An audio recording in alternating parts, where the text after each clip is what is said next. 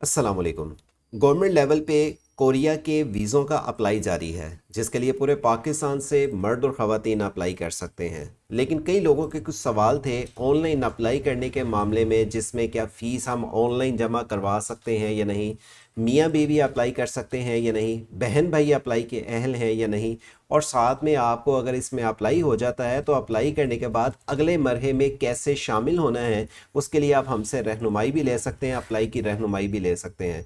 याद रखें, ये असामियाँ गवर्नमेंट लेवल पे आई है। इसमें बगैर किसी एजेंट को पैसे दिए आप अप्लाई कर सकते हैं। हर साल ये वीज़े आते हैं जिसमें लाखों पाकिस्तानी अप्लाई करते हैं, लेकिन कुछ ही लोग सिलेक्ट हो पाते हैं। वजह ये कि या तो वो सही अप्लाई नहीं करते, या उनको तरीके का पता नहीं होता, या वो फॉर्म को गलत सबमिट कर देते हैं, जिसकी वजह से उनकी रिजेक्शन हो जाती है।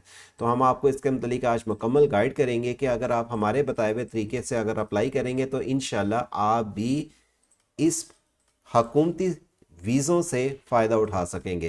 तफसीलात की तरफ बढ़ते हैं, लेकिन उससे पहले हमारे यूट्यूब चैनल वर्ड से ऑनलाइन को सब्सक्राइब और घंटी के बटन को दबा दें, ताकि आपको बैरून और भी कंट्रीज़ के वीज़ों जॉब्स की इंफॉर्मेशन की मालूमात की अपडेट इस चैनल के ज़रिए दी जा सके। अब आपको बताएं कि ये असामियाँ गवर्नमेंट लेवल पर आई हैं, हर साल आती हैं। इसके लिए पूरे पाकिस्तान से 18 से 39 साल तक के अफराद अप्लाई कर सकते हैं। इसमें आप चाहे मियाँ हैं बीवी हैं, लेकिन आपकी उम्र 18 से 39 साल तक की है तो आप अप्लाई के अहल हैं। आप चाहे बहन भाई हैं, आपकी उम्र 18 से 39 साल तक की, आप अप्लाई के अहल हैं। इसके लिए पासपोर्ट होना ज़रूरी नहीं है। अभी इन्होंने सिर्फ ये पूछा है कि आपके पास पासपोर्ट है या नहीं, ये सिर्फ पूछा गया है। सिर्फ मैन्युफैक्चरिंग की ही जॉब्स हैं, मैन्युफैक्चरिंग के अंदर जो भी काम आते हैं आपको सिर्फ ऐसा ही वहाँ पर जाके काम करने का मौका दिया जाएगा। अगर आप ये कहते हैं कि मेरे पास कोई HR का एक्सपीरियंस है, मेरे पास कोई मार्केटिंग का है, या मेरे पास कोई सेल्स का एक्सपीरियंस है, कोई डाटा एंट्री का है, तो मुझे वहाँ पर जाके मेरे तजर्बे वाइज जॉब मिल जाएगी, तो ऐसा नहीं है। जो इन्होंने कह दिया है काम आपको वही जाके करना होगा। लेकिन उससे पहले जैसे मैंने आपको ये बता दिया कि आप चाहे मियाँ बीवी हैं, बहन भाई हैं, अप्लाई कर सकते हैं। और दूसरे नंबर पे आपको जो इसकी फ़ीस है, ये HBL बैंक में ही अब तक के नोटिफिकेशन के मुताबिक आपने ऑनलाइन नहीं बल्कि आपने बैंक में जमा करवानी है। ये वाली बैंक में आपने स्लिप जमा करवा देनी है, ये वाली आपने ऑनलाइन जमा करनी है। ऑनलाइन यहाँ पे आके इस स्लिप को आपने 200 KB के हिसाब से साइज़ करने के बाद अपलोड करनी है। तीसरी अगले मरहे में जब आपका टेस्ट और इंटरव्यू होगा उसके लिए आपको चाहिए होगी। फिर से आपको बताते चलें कि अगर आप इसके लिए रहनुमाई लेना चाहते हैं अप्लाई की, आपको अगर ये फॉर्म फिलअप करते हुए का आपने बार बार रद्दो बदल की तो आपको ब्लैक लिस्ट कर दिया जाएगा। जो इन्होंने वाज़ेह तौर पे इन्होंने अपने फॉर्म के अंदर ये चीज़ बताई है कि अगर आप बार बार अपने एक से ज़्यादा मरतबा मालूमात में रद्दो बदल करते हैं अप्लाई करने की सूरत में, ना सिर्फ रजिस्ट्रेशन कैंसिल बल्कि आइंदा के लिए आप इस प्रोग्राम के लिए, इस वीज़ों के लिए अहल भी नहीं होंगे। क्योंकि ये वीज़ों में अगर खुदा ना खास्ता अगर आपका नाम नहीं आता तो आप अगले साल भी अप्लाई के अहल होते हैं, लेकिन आपकी उम्र 18 से 39 साल के दरमियान ही होनी चाहिए। ऑनलाइन अप्लाई करने का फॉर्म का लिंक वीडियो के दिए हुए डिस्क्रिप्शन पर मिल जाएगा, जहां पे आप इस फॉर्म को ऑनलाइन फिलअप तो लोग समझते हैं इंतहाई आसान है, फिल करके आप सबमिट कर सकते हैं। लेकिन आपने बड़े इख्तियार से अपनी डेट ऑफ बर्थ लिखनी है, स्पेलिंग लिखने हैं, आप मेल फीमेल हैं, आपने अपना मोबाइल नंबर जिस पे व्हाट्सअप कोशिश करें बना हो, आप अपने डिस्ट्रिक्ट का इंतखाब सही करें, अपनी सिर्फ बैंक स्लिप जो आपने जमा करवाई है उसी को सिर्फ आपने 200 KB के हिसाब से अपलोड करनी है। अपने शहर का इंतखाब करना है कि आपने इसके लिए पहले मरहे में कौन से नज़दीकी शहर और अगले मरहे के लिए कौन से नज़दीकी शहर में जाके इसके लिए अपना टेस्ट और इंटरव्यू देना है। और इस चीज़ की आपने तस्दीक करनी है कि आपने जो भी इंफॉर्मेशन दी है वो बाकायदा तौर पे ठीक है, इसमें कोई भी रद्दोबदल नहीं है। और अगर कोई रिकॉर्ड चेक होता है वो ठीक नहीं होता तो आपको जो वीज़े आए हैं इसके लिए नाअहल तस्वुर कर लिया जाएगा। इसके लिए फ़ीस जमा करवाते वक्त इस चीज़ का भी आपने ख्याल रखना है कि आपने जब इसमें अपनी जिस डेट को फ़ीस जमा करवा रहे हैं अपना नाम बड़ी ABC में लिखना है, वो डेट वही लिखनी है जिस दिन आपने फ़ीस जमा करवानी है। बड़ी ABC के मुताबिक नाम लिखना है, फ़ोन नंबर वो लिखना है जो आपका अपना हो, और ID कार्ड नंबर एक एक बॉक्स में लिखना है। कहीं पे कोई क्रॉस नहीं करना, कहीं पे कोई कटिंग नहीं करनी।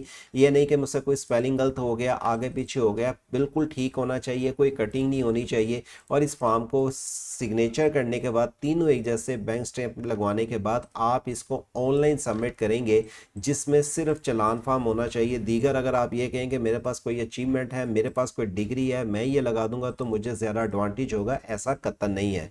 हाँ, इसके लिए अगर आपको रहनुमाई चाहिए तो आप हमसे दिए हुए नंबर पर रब्ता कर सकते हैं, लेकिन इस बात का आपने ज़रूर ख्याल रखना है कि ये गवर्नमेंट लेवल पे असामियाँ हैं, बगैर किसी एजेंट को पैसे दिया पूरे पाकिस्तान से मेल फीमेल शादीशुदा हैं, गैर शादीशुदा हैं, बहन भाई हैं, मियाँ बीवी हैं, दोनों अप्लाई के हल है। मैं बजाते मेरा एक ऑफिस है गुजरांवाला में, अल्हम्दुलिल्लाह पिछले 25 साल से मैं आपको रहनुमाई कर रहा हूँ। मेरे पास अभी कुछ देर पहले एक साहब आए और उन्होंने कनेक्ट शॉप से फ़ीस जमा करवा दी, तो अब उनकी फ़ीस तो जमा हो चुकी थी हज़ार रुपया, जो नाकाबिले वापसी है। तो हमने अब आप उनका कोई ऑप्शन नहीं था, तो हमने उसकी ये स्लिप के साथ जो चलान जो उसने फ़ीस जमा करवाई थी कनेक्ट शॉप पे, उसको स्कैन करके अपलोड तो कर दिया। लेकिन ये याद रखें, इसके लिए इन्होंने यहाँ पे एडवर्टाइजमेंट पे कोई ऐसी चीज़ नहीं रखी कि आप इसकी फ़ीस ऑनलाइन जमा करवाएं, बल्कि इन्होंने यही कहा है कि आप इसकी जो फ़ीस है इस अकाउंट नंबर में जमा करवा के अपने चलान फॉर्म को ऑनलाइन अटैच करके भेजें। हो सकता है वो चल जाए। मैं ये नहीं कह रहा कि आपकी फ़ीस सिर्फ बैंक में ही जमा होनी है, कनेक्ट शॉप से या ओमनी शॉप से, या आप ऑनलाइन अपनी ऐप से भी फ़ीस जमा करवा के सबमिट कर सकते हैं। लेकिन इस तरह की कोई भी इन्होंने वाज़िया एडवर्टाइजमेंट पे चीज़ को मेंशन नहीं किया। इसलिए तो बेहतर यही है कि आप इसको बैंकिंग टाइम में, चाहे रमज़ान मुबारक है, to the point bank time एक लिमिटेड टाइम में चल रहे हैं, इसके लिए जब आप फ़ीस जमा करवा रहे हैं तो ऑनलाइन ही जमा करवाएं। और अगर आप जमा करवा देते हैं ऑनलाइन किसी ऐप के ज़रिए, जैस कैश के ज़रिए, ईजी पैसा के ज़रिए, कनेक्ट शॉप के ज़रिए, ओमनी शॉप के ज़रिए, तो फिर आप इस दोनों स्लिपों को अटैच करके सबमिट कर सकते हैं। लेकिन इसकी एडवर्टाइजमेंट को तफसीलन पढ़ लें कि ऑनलाइन अप्लाई करने के बाद सिर्फ ये नहीं कि आपने बैठ जाना है। कुरानदाजी में शामिल होने के लिए आपने इसके लिए हमारे इस यूट्यूब चैनल को सब्सक्राइब कर लेना है, क्योंकि हम आपको बताएंगे कि इसमें कुरानदाजी में कौन लोग शामिल हुए हैं और इसके बाद कुरानदाजी में किन लोगों का नाम आया है, और अगले महीने में कोरियन लैंग्वेज कैसे सीख सकेंगे और वो किससे सीखें जो उनसे उनकी रहनुमाई हो, उसकी आपको जल्दी हमारे इसी चैनल पे तफसीलात की डिटेल्स मिल जाएंगी।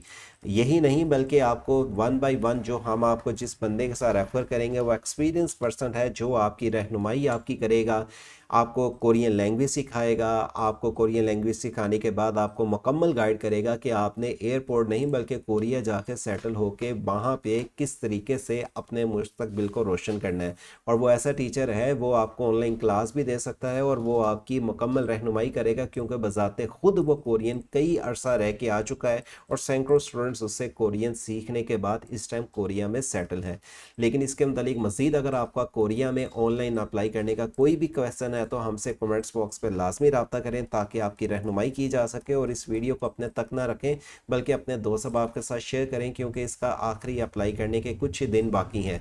मज़ीद इसके अलावा दीगर और भी ममालिक के जॉब वीज़ों की मालूमात की अपडेट आपको SayJobCity.pk वेबसाइट्स विजिट करने से मिलेंगी, जहाँ पे आप व्हाट्सएप चैनल को ज्वाइन करके तफसीलात की डिटेल जान सकते हैं। हमारे वर्ष ऑनलाइन यूट्यूब चैनल को सब्सक्राइब और घंटी के बटन को दबा के रखेंगे।